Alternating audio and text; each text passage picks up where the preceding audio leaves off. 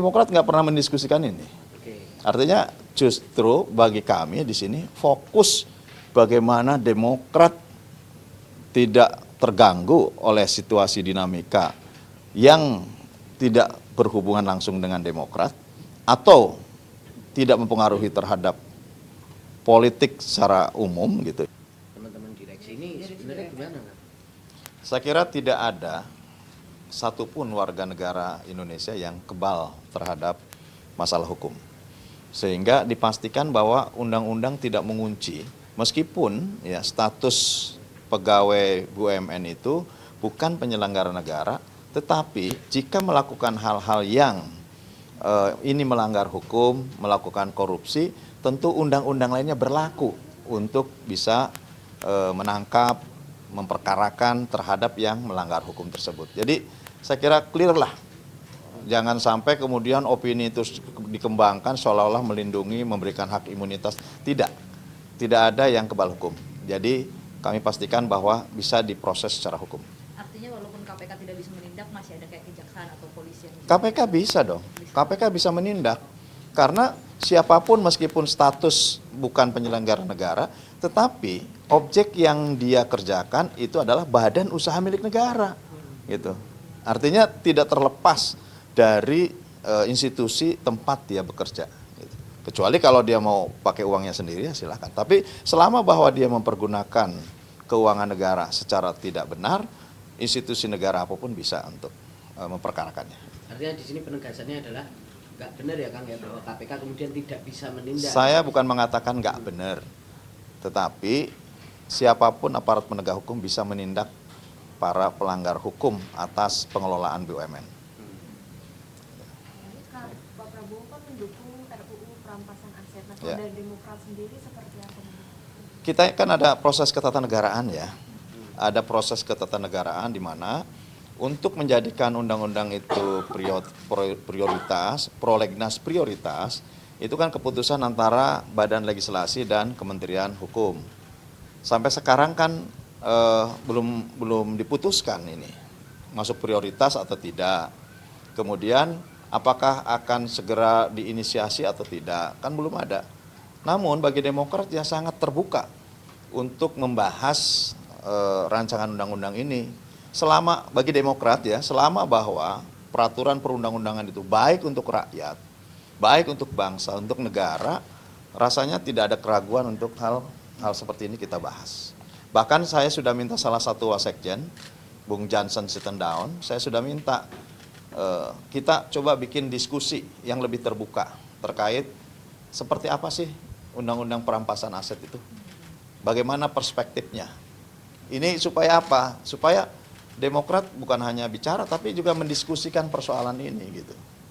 Nah, apakah Demokrat setuju atau tidak? Ya kita menunggu karena belum ada yang bisa kita setujui gitu. Belum ada hal yang harus kita bahas. Tetapi secara substansial, ya kami terbuka untuk membahas ini. Sehingga betul-betul kalaupun ini menjadi kesepakatan pemerintah dan DPR nantinya menjadi prolegnas prioritas dan kemudian dibahas, ya kami sudah punya bekal dan bahan untuk memperkaya undang-undang tersebut. Lebih baik itu masuk usul inisiatif DPR atau karena Pak Prabowo ngomong itu mending usul inisiatif pemerintah sih? Itu tergantung kepada keputusan tadi Balik dan pemerintah. Ya, nanti coba dicek saja ke Balik dan pemerintah. Nanti pada waktu rapat bersama menentukan prolegnas prioritas, apakah itu menjadi inisiatif pemerintah atau inisiatif DPR ya tergantung hasil pertemuan itu.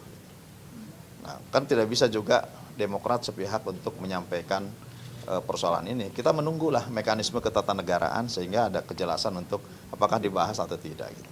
Kang, mungkin penegasan soal tanggapan ini akan meninjau ulang direksi dan komisaris di BUMN. Kayak gimana nih tanggapannya? Meninjau? Direksi dan komisaris di BUMN.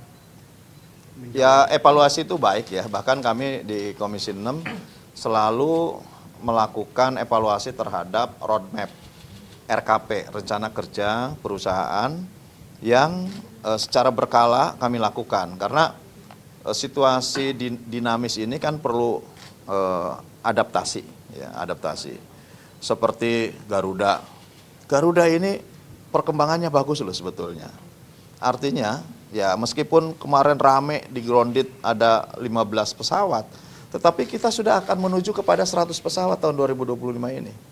Gitu. Grounded itu kan biasa gitu. Kalau memang tidak layak ya di grounded untuk mendapatkan perawatan.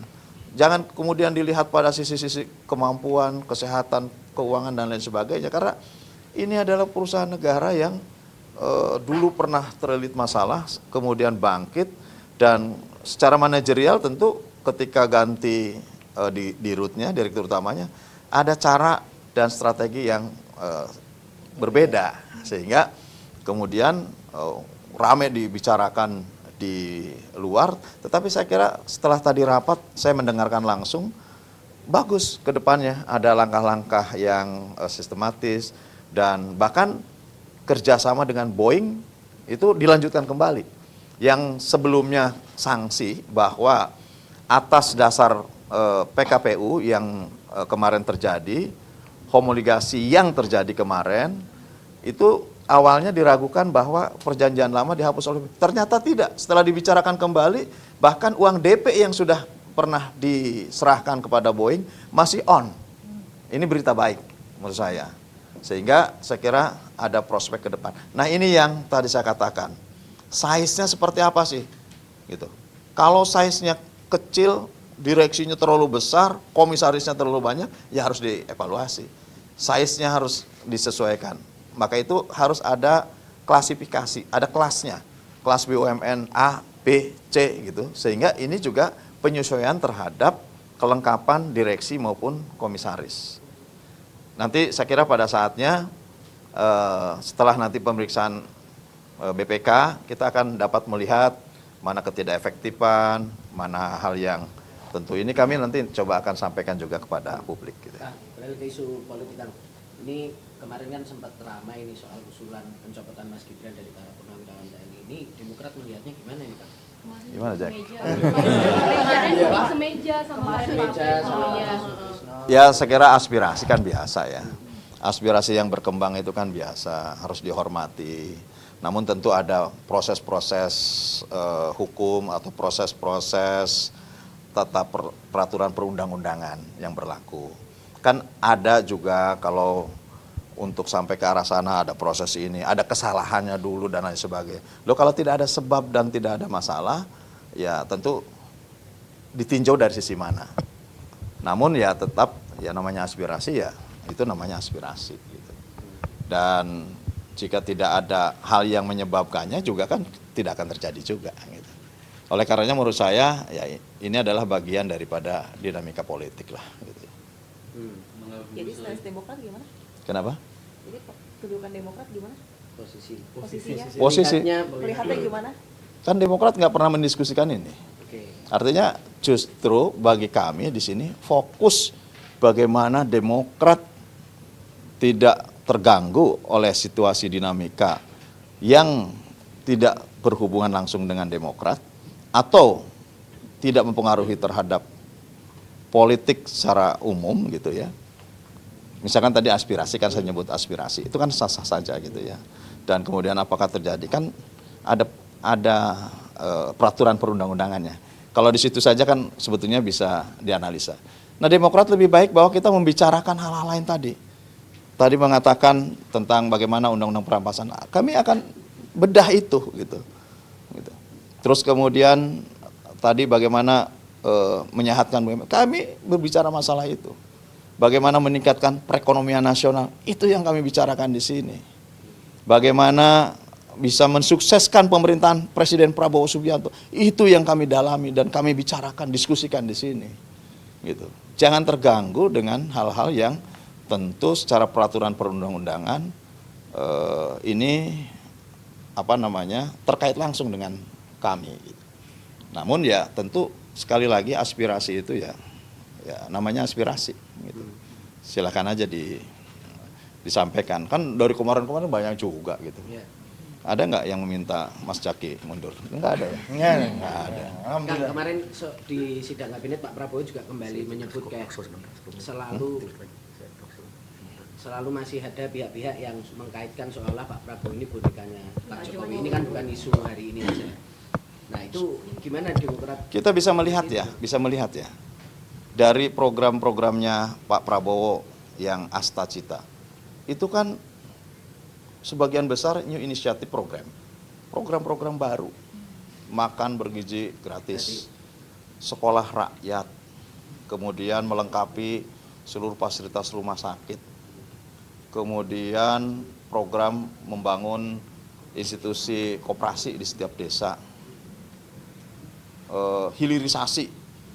Artinya kalau melihat dari program-program Pak Prabowo, jelas ini adalah bentuk kemandirian Pak Prabowo, bentuk kedaulatannya Pak Prabowo sebagai presiden. Gitu. Kita bisa lihat kok dari setiap pengambilan keputusan pada setiap program aja, itu sudah terlihat bahwa memang ini kemandirian dan kedaulatannya Pak Prabowo sebagai presiden. Jadi kami tidak pernah melihat bahwa ada matahari kembar dan sebagainya. Bahwa Pak Prabowo adalah sekarang Presiden Republik Indonesia, kepala negara dan kepala pemerintahan. Tidak dikendalikan oleh siapa-siapa ya berarti? Saya kira Pak Prabowo orang yang punya kemandirian dan kedaulatan. Presiden terkait Pak Hasan Nasbi ini kan surat pengunduran dirinya tidak dikabulkan. Lalu tapi ada juga kritik bahwa tetap harus membenahi komunikasi publik bagi pemerintah. Nah, Pak Sekjen sendiri melihat ini seperti apa? Ya kan harus selalu melakukan perbaikan. Bahkan ya dengan cakupan kementerian yang begitu luas, cakupan persoalan yang begitu banyak, ya tentu harus ada banyak institusi dilibatkan. Sekarang Sesnek dilibatkan, gitu.